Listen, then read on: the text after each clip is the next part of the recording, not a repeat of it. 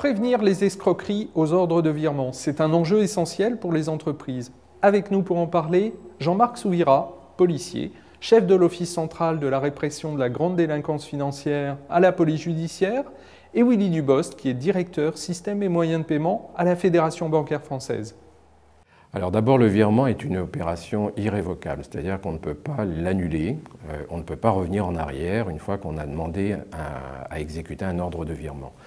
Donc ça, au titre de l'individu, il faut faire très attention quand on exécute un ordre de virement, et encore plus quand c'est au sein d'une entreprise.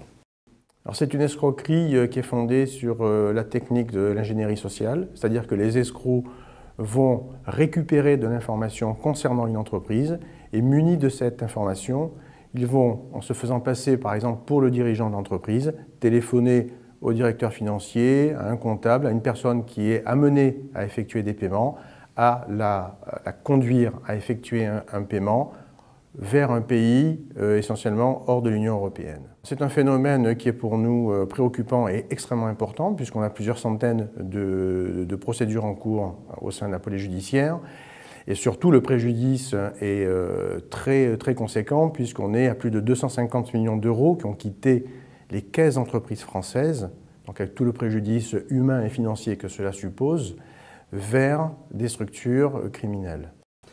À quoi le responsable d'une entreprise, justement, doit-il faire attention ?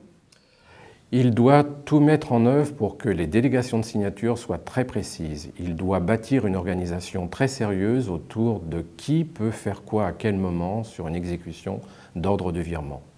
On doit regarder l'organisation de l'entreprise, qui peut à quel moment décider d'un virement, soit en France, soit à l'international.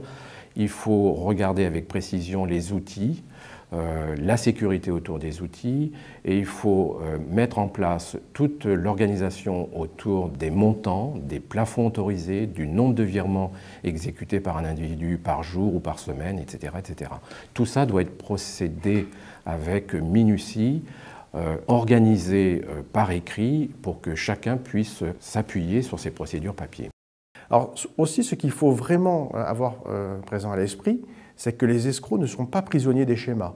Ce ne sont pas des amateurs, c'est une vraie criminalité organisée qui a dans sa ligne de mire la trésorerie des entreprises françaises. La meilleure des parades, c'est le bon sens. Jamais un directeur d'une entreprise va appeler un directeur financier d'une filiale pour effectuer un virement en Chine pour faire échec à un contrôle fiscal. Ça n'existe pas. Donc déjà, il y a le bon sens. Ensuite, au sein de l'entreprise, il doit y avoir une prise de conscience d'attaque imminente, à venir et constante. Ça veut dire que l'entreprise doit non seulement se prémunir des intrusions, etc., de la fraude ou des fraudes ou des intrusions physiques, ce qu'elle fait, mais son point de faiblesse, c'est justement son système financier. Et c'est pour ça que l'entreprise doit diffuser en permanence des notes d'alerte.